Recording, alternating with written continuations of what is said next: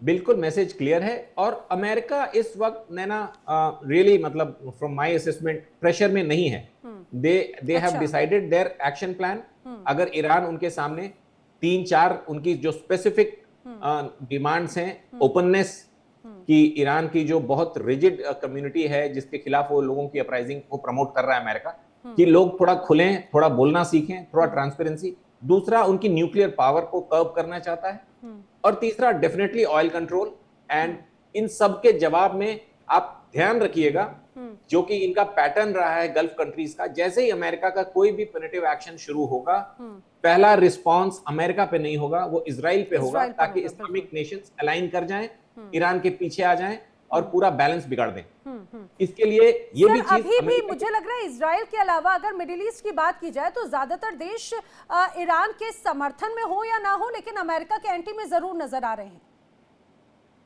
लेकिन at the same time Naina, there is a very stoic radio silence from NATO. America की तरफ से NATO इस समय तक कोई ऑफिशियल स्टेटमेंट इस पोस्चरिंग के खिलाफ नहीं दे रहा है। और इसी तरह यूएई, कतार, जो अमेरिका के ऊपर बेस्ड हैं, मतलब उनकी काफी इकोनॉमी, काफी मिलिट्री पावर अमेरिका की वजह से चलती है, वो अमेरिका के खिलाफ खुलेआम तब तक नहीं आएंगे जब तक कि इजराइल इसमें एक्टिव एक्शन नहीं लेगा। हाँ, इसमें कोई शक नहीं, कोई शक नहीं। लेकिन मैं यही बात एक बार अब आगे बढ़ रही हूँ। वेल, मेरे साथ में सतीश जी भी कनेक्ट हो चुके हैं, आपका भी बहुत बहुत माफ कीजिए, संजीव श्रीवास्तव जी भी कनेक्ट हो चुके हैं, आपका भी बहुत बहुत स्वागत है। लेकिन कुछ और खास मेहमान भी हमारे साथ में है, डॉक्टर करुणा शंकर उपाध्याय जी। डॉक्टर करुणा शंकर जी, भले ही नाटो की खामोशी हो, उसकी एक बहुत बड़ी वजह यह भी है कि पिछले 24 घंटों में जो जानकारी मैं देख रही हूँ, मिडिल ईस्ट के 2 देशों के साथ में रशिया के राष्ट्रपति व्लादिमीर पुतिन की मुलाकात हुई है, सीरिया की राष्ट्रपति अल-शरा से उनकी मुलाकात हुई है, और इसके पहले भी उनकी ऐसी ही यूएई के राष्ट्रपति मोहम्मद बिन जायद से क्रेमलिन में उनकी मुलाकात हुई। ये मुलाकातें भी क्या इस मिडिल ईस्ट की परिस्थिति को, या अमेरिका की जो, क्योंकि अमेरिका और रशिया के बीच में कॉन्फ्लिक्ट्स पूरी दुनिया के सामने है, ये भी अपने आप में एक बड़ा दबदबा जरूर पेश करता है। रशिया का दबदबा कैसे बढ़ रहा है मिडिल ईस्ट में, ये पेश हो रहा है क्या? देखिए, रसिया का दबाव जो है पहले से ही सीरिया पर रहा है। दोनों अच्छे मित्र रहे हैं। ईरान और रूस भी अच्छे मित्र हैं, ईरान और चीन भी मित्र हैं। नहीं, लेकिन करुणा जी, पिछले कुछ वक्त में जो मित्र थे वो दुश्मन बन गए, या फिर ये कहा जाए कि बहुत वो विच्छेदन होता हुआ नजर आया था ना। अमेरिका किसी को दोस्त रहने कहाँ दे रहा है? नहीं, मुख्य बात वही है कि अमेरिका ने पूरे मिडिल ईस्ट के समीकरण को बिगाड़ दिया है। और आपने देखा कि सबसे ज्यादा इस समय भयभीत जो है वो सऊदी अरब, कतर, यूएई जैसे देश हैं, जिनकी अर्थव्यवस्था बुरी तरह प्रभावित हो सकती है अगर युद्ध आरंभ होता है और लंबा खींचता है तो। और उनका भी दबाव अमेरिका पर है कि आप युद्ध न करें और यथासंभव बातचीत से रास्ता निकालें। तो कहीं न कहीं समीकरण दोनों तरफ से जो है अमेरिका के बहुत पक्ष में नहीं है। लेकिन अगर अमेरिका ने तय कर लिया है कि वह ईरान को हर हाल में सबक सिखाएगा ही, और इजराइल उसके साथ है, नेटो अगर नहीं भी आता है तो अमेरिका में इतनी शक्ति है इजराइल के साथ मिलकर के वह ईरान की अर्थव्यवस्था से लेकर उसकी सैन्य शक्ति को नष्ट कर सकता है। लेकिन ईरान के पास मिसाइलों और ड्रोन का ऐसा भंडार है, और अगर उसे चीन से सैटेलाइट का सपोर्ट मिलता है तो अमेरिका को भी कोई बड़ा जख्म दे सकता है, और जिसका परिणाम हो सकता है कि और ज्यादा विध्वंसक हो। तो कुल मिलाकर के जो स्थिति बन रही है वो काफी चिंताजनक है, पूरे विश्व के लिए चिंताजनक है, खाड़ी देशों के लिए चिंताजनक है। अमेरिका की समस्या यह है कि वह ऐसे मुहाने पर आ गया है कि अगर पीछे लौटता है अब उसकी भद्द पिटेगी। विश्व शक्ति के रूप में, महाशक्ति के रूप में उसका जो प्रभाव है वह कमजोर पड़ेगा, और ईरान एक विजेता की हैसियत से उभरेगा। और अगर युद्ध करता है तो निश्चित रूप से ईरान की ओर से जो हमला होगा, प्रतिकार होगा, उसे भी झेलने के लिए तैयार होना होगा। इसमें अमेरिका का जो एयर डिफेंस सिस्टम है, उसके युद्धपोतों पर किस प्रकार से लेजर हथियार और डायरेक्ट एनर्जी वेपन्स काम करते हैं और उसके युद्धपोतों को बचा पाते हैं, इस पर सब कुछ निर्भर करेगा। अगर वह अपने युद्धपोतों की रक्षा करने में कामयाब होता है तो वह ईरान को नष्ट करता है। हाँ, लेकिन जिस तरह से एक बड़ी तस्वीर ये पेश करने की कोशिश ईरान कर रहा है, वो कह रहा है कि भाई हमारे निशाने पर अमेरिका के 40,000 से ज़्यादा यहाँ पर सैनिक हैं, और यानी कि और वो ये भी कह रहे हैं कि अफगानिस्तान में जो हुआ वहाँ पे तो मात्र 7 या 10,000 सैनिक थे, लेकिन यहाँ पे 40,000 से ज़्यादा अगर जो सैनिक हैं जो मिडिल ईस्ट में तैनात है अमेरिका के, उनको टारगेट करने की पूरी रणनीति है। प्रॉक्सीज जो है वो ज़रूर कनेक्ट होते हुए नजर आते हैं। संजीव श्रीवास्तव जी मेरे साथ में मौजूद हैं फॉरेन एक्सपर्ट के तौर पर। संजीव जी, आज दो बयान जो सबसे ज्यादा इस पूरे विषय को और भी ज्यादा ज्वलंत कर देते हैं। हालांकि उस दौरान अभी आशीष सहाय जी ने कहा कि जो एक मैसेज देना चाह रहे थे वो शायद कुछ गलत समझते हुए गलत मैसेज दे दिया गया, लेकिन बार बार वेनेजुएला का एक एग्जाम्पल दिया गया है। वेनेजुएला का एग्जाम्पल देते हुए कहा गया है कि भाई आने वाले वक्त में ईरान में हम कुछ बड़ा करने वाले हैं। ईरान की सेना की तरफ से कहा जा रहा है कि जवाब देने के लिए तैयार है और अमेरिका को संभलने का मौका भी नहीं दिया जाएगा। जुबानी जंग तो बहुत तेज जारी है और ऐसा लग रहा है ये जुबानी जंग जल्दी हथियारों वाली जंग में तब्दील होती हुई नजर आ रही है क्या? देखिए नैना जी, यूनाइटेड स्टेट्स ऑफ अमेरिका की और इजराइल की ईरान के संदर्भ में जो सबसे बड़ी उनकी जो मंशा है वो यही है कि वहां पर किस तरीके से इस इस्लामिक रिजीम को बदल दिया जाए, उसको कैसे उसका पतन हो जाए। और उस अपने लक्ष्य को हासिल करने के लिए अमेरिका और इजराइल लगातार बड़े प्लान्स करते हैं, बड़ी वो इस इस्लामिक रिजीम के विरुद्ध साजिशें रचते रहे हैं। और अभी तक ये जो इस्लामिक रिजीम जो 1979 से चली आ रही है वो उसने जरूर अपने आप को कंटिन्यू करके रखा हुआ है, लेकिन मैं ये स्पष्ट रूप से देख रहा हूँ कि आने वाले समय में इस्लामिक रिजीम के लिए अपने सर्वाइवल को इंश्योर कर पाना बहुत ही चुनौतीपूर्ण साबित होगा। और उसके कई कारण हैं। जो ईरान के अंदर की जो आंतरिक स्थितियां हैं वो अच्छी नहीं है, ये स्पष्ट है। चाहे वो महिलाओं के अधिकारों को लेकर के चल रहा आंदोलन हो, चाहे वो आर्थिक विषयों को लेकर के चल रहा वर्तमान का आंदोलन हो, सभी को ईरान के इस्लामिक रिजीम ने एक ब्रूटल तरीके से उसको सप्रेस करने की कोशिश की। महसा अमीनी की जो हत्या हुई थी उसके 2022 में, उसके बाद से भी एक बड़ा आंदोलन हुआ था। इसको इस्लामिक रिजीम ने क्रश करने की कोशिश की थी। और अभी आर्थिक विषयों को लेकर के भी जो हुआ उसमें भी IRGC ने बहुत ही ब्रूटल तरीके से इसको दबाने की कोशिश की है। तो ऐसे में ईरान की जो आंतरिक स्थितियां इस तरीके के ईरानियन इस्लामिक रिजीम के मेजर से वो सुधरने वाली नहीं दिखाई देती है। और ईरान को यदि अपनी इस्लामिक रिजीम को आगे कंटिन्यू करना है, उसका भविष्य बेहतर बनाना है, तो मेरा ऐसा मानना है, मेरे विचार से उनको अपने राष्ट्र की जनता के ऊपर पहले ध्यान देना होगा। और पहले अपनी जनता के जो इश्यूज हैं, चाहे आर्थिक विषय हो, चाहे महिलाओं की इश्यूज हो, अन्य जो भी इश्यूज हो सकते हैं, सबको एड्रेस करना होगा। लेकिन फिर संजीव जी ऐसा लगता है ऐसी परिस्थितियों में तो बेगानी शादी में अब्दुल्ला दीवाना हो गया है अमेरिका के भी हालात कुछ बहुत ज्यादा जुदा तो नजर नहीं आते। यहाँ पर आर्थिक व्यवस्था, यहाँ पर महंगाई की व्यवस्था, पहले ही ICE को लेकर बड़े स्तर पर नाराजगी, चाहे बात टैरिफ को लेकर, टैरिफ की वजह से महंगाई का जो एक बड़ा बम है वो इस तरह से फोड़ चुके हैं डोनाल्ड ट्रंप, और अभी भी कंट्रोल नहीं करे। क्यूबा और कनाडा को भी इसी तरह से धमका रहे हैं। आने वाले देशों वक्त में और देशों पर भी ऐसी निशाना देंगे। तो फिर ये कहा जाए पहले घर तो संभाल नहीं रहा, फिर ईरान को क्या संभालेंगे? संजीव देखिए, ये बात अपनी जगह बिल्कुल आपने बिल्कुल ठीक कहा कि ये अमेरिका की जो इस वर्तमान की स्थितियां हैं वो स्वयं में अच्छी नहीं है। चाहे वो मिनियापोलिस में जो घटनाएं सामने आ रही हैं, ICE के जो एजेंट्स इस तरीके से एक सीक्रेट पुलिस की तरीके से रेड करते हैं और तानाशाही पूर्ण सत्ता को जिस तरह से वो दिखाने की कवायद कर रहे हैं, वो अमेरिका के हितों के अनुरूप नहीं है। और ये अमेरिका जाहिर है कि वेनेजुएला के ऑपरेशन को लेकर के ग्रीनलैंड और अन्य राष्ट्रों को जो धमकियां देने की बात जो कर रहा है वो उसकी वजह से उसकी भारी आलोचना हो रही है। ये बात बिल्कुल अपनी जगह बिल्कुल ठीक है। लेकिन जहां तक इस इस्लामिक रिजीम के सर्वाइवल का प्रश्न है, तो मेरा ऐसा मानना है, मैं फिर से इस बात को कहूंगा कि उन्हें अपने जो इंटरनल कॉन्ट्राडिक्शंस है उसको रिजॉल्व करने की आवश्यकता है। क्योंकि अमेरिका और इजराइल, चाहे वो आप घर की स्थितियां उनकी कुछ भी हो, यहाँ पर उन्हें अगर मौका मिलेगा तो वो चूकेंगे नहीं, ये बात भी स्पष्ट है। और अमेरिका इसी तरीके के मौके की तलाश में है कि किस तरीके से अंदर की स्थितियां और बिगड़े और वहां पर उसको इंटरवेंशन का मौका मिले। और इंटरवेंशन का मौका मिलेगा तो अमेरिका वहां पे बड़े लार्ज स्केल ग्राउंड अटैक नहीं करने जा रहा है, बूट्स ऑन द ग्राउंड के ऑपरेशन अमेरिका नहीं करने जा रहा है, लेकिन वो जरूर वेनेजुएला स्टाइल का ऑपरेशन कर सकता है।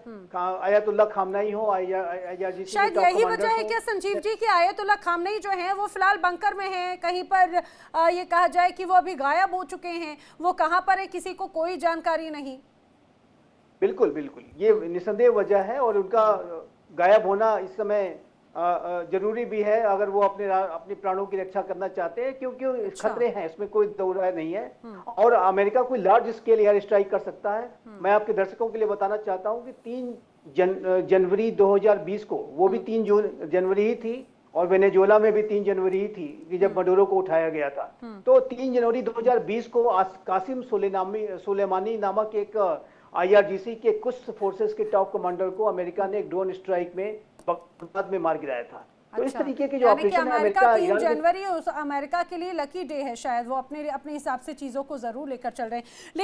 लेकिन यूके देवनाथ जी, सबसे महत्वपूर्ण बात यह है कि हमेशा हम जानते हैं कि अमेरिका एक प्रेशर टेक्निक ज़रूर अपनाने की कोशिश करता है, और यही वजह है कि चाहे बात USS अब्राहम लिंकन हो, USS जॉर्ज बुश हो, उसकी तैनाती की एक बड़ी पिक्चर पेश करने की कोशिश की जा रही है, लेकिन बार बार ईरान उससे डरता हुआ नजर नहीं आ रहा। ईरान कह रहे कि भाई हमारी भी पूरी सैन्य तैनाती है, और खबरें तो ये भी हैं कि ईरान ने भी मिडिल ईस्ट के समंदर में अपनी मिसाइलों का, ये कहा जाए कि एक तरह से उसका पूरा बिखराव और उसको बिछा कर रखा है कि एक जैसे ही अगर एक्शन की बात होगी तो ताबड़तोड़ डबल एक्शंस जो हैं वो ईरान की तरफ से नजर आएंगे। नैना जी, सबसे पहले तो ये कहना चाहूंगा कि अमेरिका को ईरान में सिर्फ कच्चा तेल चाहिए और कुछ नहीं चाहिए।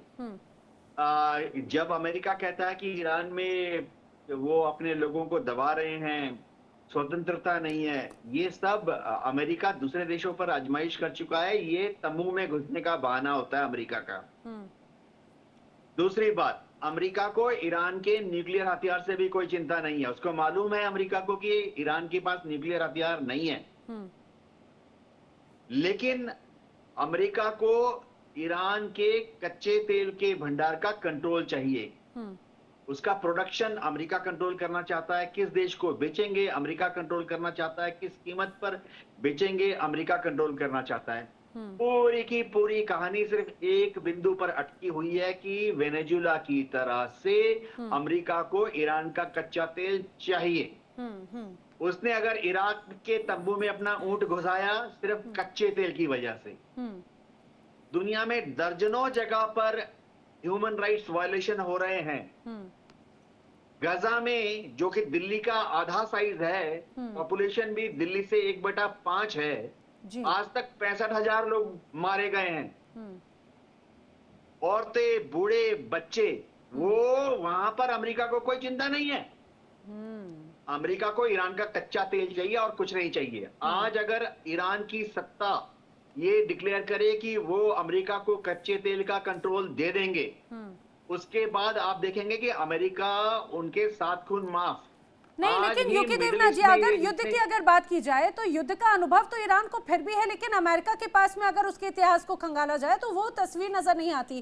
क्या यहाँ पर अमेरिका वो गुस्ताखी करने की कोशिश करेगा, क्योंकि इसे बार बार अफगानिस्तान और वियतनाम की याद दिलाई जा रही है?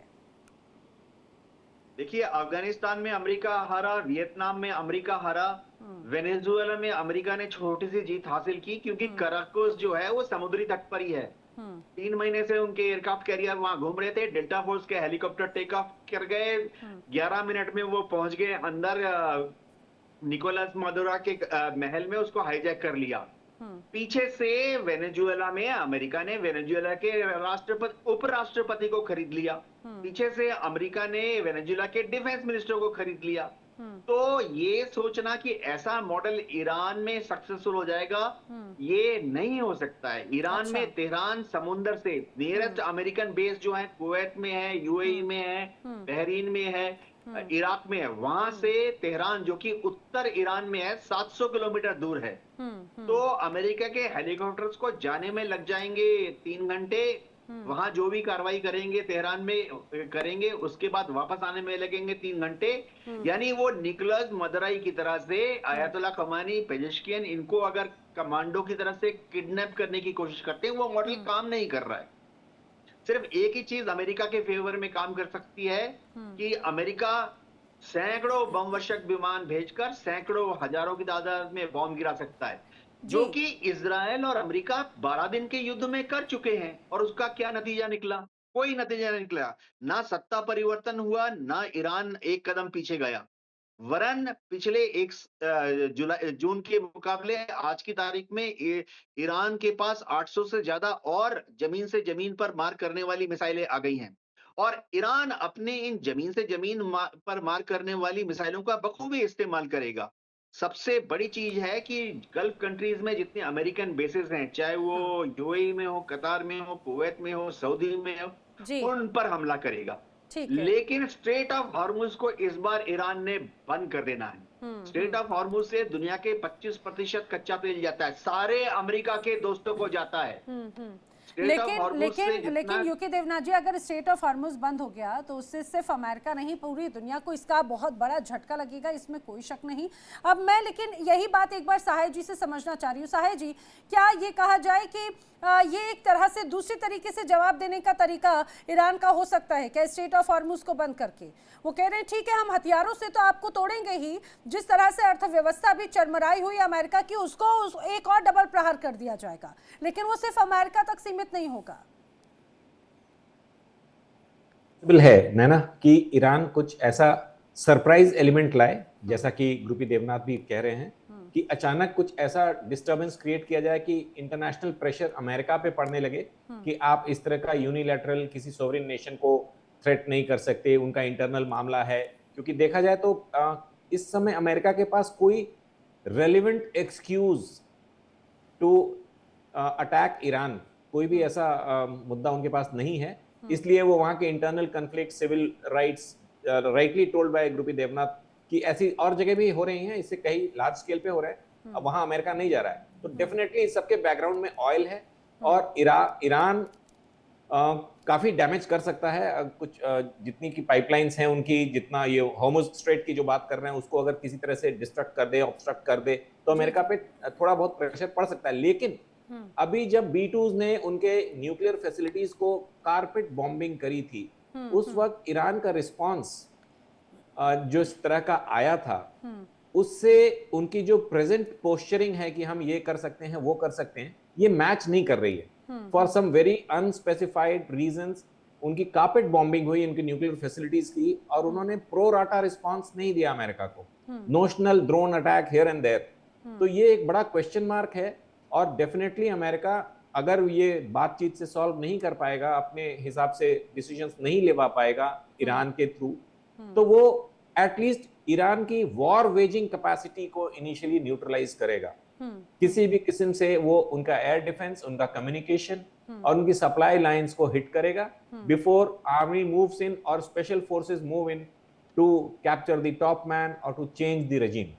ठीक है, ठीक है, ठीक है। लेकिन यहाँ पर मेजर शाह एक और बात बताइए, जो जिस तरह से भी एक बड़ी बात यहाँ पर कैप्टन यूके देवनाथ जी ने कही, खासतौर से वेनेजुएला का जिक्र जो यहाँ पर इनके खुद ही के मंत्री करते हुए नजर आते हैं। वेनेजुएला और ईरान में तस्वीर अलग है। यूके देवनाथ जी ने कहा कि भाई वहां पर खरीद लिया उपराष्ट्रपति या बाकी अन्य लोगों को। आखिर मिडिल ईस्ट में ऐसे ईरान के एंटी में कौन बिकाऊ नजर आते हैं जिन पर नजरें हैं डोनाल्ड ट्रंप की? देखिए, सेक्रेटरी ऑफ डिफेंस पीट हेगसेट ने जब ये कहा, जब बयान दिया बल्कि कि वेनेजुएला और ईरान का कोई तुलना नहीं है, तो उस बयान से लेकर ये टिप्पणी करता हूँ कि उन्होंने जब ये एक बयान दिया, ऊपर से इन्होंने एक और बात करी ऑपरेशन मिडनाइट हैमर की। जी उन्होंने नेटवर्क का कुछ इशू है, मैं दोबारा आपको कनेक्ट करती हूँ मेजर शाह। लेकिन इसके अलावा मेरे साथ में करुणा शंकर जी भी कनेक्टेड हैं। करुणा शंकर जी, यही सवाल आपसे जानना चाह रही हूँ, आखिर ऐसे मिडिल ईस्ट में आपको कौन नजर आते हैं जो ये कहा जाए कि घर के भेदी बन जाएंगे ईरान के लिए? जैसे वहाँ के पुराने शाह जो हैं वो अमेरिका में ही बैठे हुए हैं, लेकिन अगर ईरान में इस ढंग से घुसपैठ करने की क्षमता होती तो अमेरिका अब तक कर चुका होता। तो ईरान में इतना तो तय है कि बिकाऊ नहीं है लोग, क्योंकि राष्ट्रपति भी बिकने के लिए तैयार नहीं, कोई सेनाध्यक्ष भी तैयार नहीं है। तो कुल मिलाकर के वह एकजुट तो इस मामले में नजर आ रहे हैं। जनता भले उनके पक्ष में ना, जनता की तरफ से उपद्रव कर सकते हैं, करवा सकते हैं, वो अलग चीज है। लेकिन अगर युद्ध होता है तो मानकर चलिए कि दोनों पक्ष के लिए एक बड़ा युद्ध होगा, और इसमें पहली बार अमेरिका का जो एयर डिफेंस सिस्टम है उसका परीक्षण होना है, उसकी परीक्षा होनी है। वो सफल होता है कि नहीं होता है, अपने को बचा पाता है, अपने अड्डों को बचा पाता है, अपने जहाजों को बचा पाता है, यह बहुत महत्वपूर्ण है। और जहां तक हॉर्मुज स्ट्रेट को ब्लॉक करने का प्रश्न है, तो मैं कहना चाहता हूँ कि अगर ईरान ब्लॉक करता है, ईरान के विपक्ष में भी माहौल बनेगा। दूसरी बात यह है कि उसके जो युद्ध पोत या पनडुब्बियां सरफेस पर आकर के उसको ब्लॉक करेंगी, वह सीधे अमेरिकी हमले के निशाने पर आ जाएंगे, तो उनके लिए और बड़ा खतरा उत्पन्न होगा। इसलिए वह भी उतना आसान नहीं है जितना आसान कहने में लगता है। तो कुल मिलाकर के बहुत जटिल परिस्थिति है। हाँ। और अगर ये बातचीत से निकल जाती है तो विश्व के लिए अच्छा है। लेकिन और बातचीत के जरिए अगर, मुझे लग रहा है सर कर्णा जी, अगर बातचीत के जरिए मामला सुलझ रहा होता तो शायद अभी तक सुलझा जा चुका होता। अभी इतने लंबे वक्त की पुरानी अदावत है, वो अभी भी स्थिति यथावत है। लेकिन सैयद रुमान हाशमी, यही सवाल मैं आपसे जानने की कोशिश कर रही हूँ। यहाँ पर मिडिल ईस्ट में कई लोग ये जरूर कह रहे हैं, चाहे बात सऊदी की हो, यूएई की हो, कि भाई जिस तरह से ईरान के खिलाफ मोर्चा संभालने की कोशिश की जा रही है अमेरिका की, सऊदी की, या फिर मिडिल ईस्ट की कोई भी जमीन या समंदर या आसमान, कोई भी जगह इस्तेमाल नहीं करने दिया जाएगा। लेकिन इसके क्या यही एक रीजन है कि ईरान इतना ज्यादा कॉन्फिडेंट है अपने प्रॉक्सीज को लेकर, या वही बात जो अभी भी कई ऐसे लोग हो सकते हैं ईरान के विभीषण, जिन्हें तोड़कर अमेरिका कोई बड़े ऑपरेशन को अंजाम दे, या फिर अभी अमेरिका टाइम बाय कर रहा है एक तरह से?